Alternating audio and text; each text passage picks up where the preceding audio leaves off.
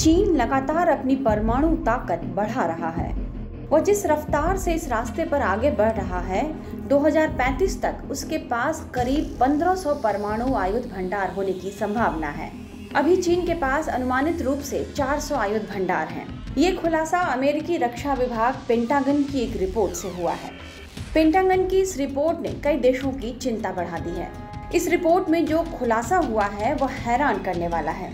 चीन के महत्वाकांक्षी सैन्य कार्यक्रम पर संसद में दी अपनी वार्षिक रिपोर्ट में पेंटागन ने 29 नवंबर को कहा कि अगले दशक तक बीजिंग का उद्देश्य अपनी परमाणु ताकतों का आधुनिकीकरण करना, उसमें विविधता लाना और उसका विस्तार करना है।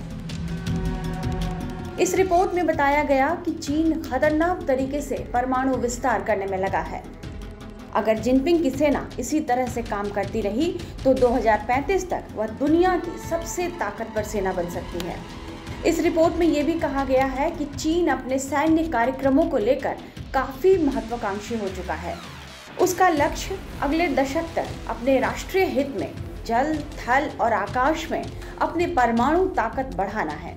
रिपोर्ट के मुताबिक इसके लिए वो लगातार बुनियादी ढांचे का विकास कर रहा है। साथ ही उसका मकसद घरेलू और विदेशी नीति दोनों माध्यमों के जरिए अपनी राष्ट्रीय शक्ति का विस्तार करना भी है। रिपोर्ट में इस बात की ओर भी इशारा किया गया है कि चीन ताइवान के खिलाफ एक तीव्र राजनयिक, आर्थिक, राजनीतिक और सैन्य दबाव बनाना चाहता है।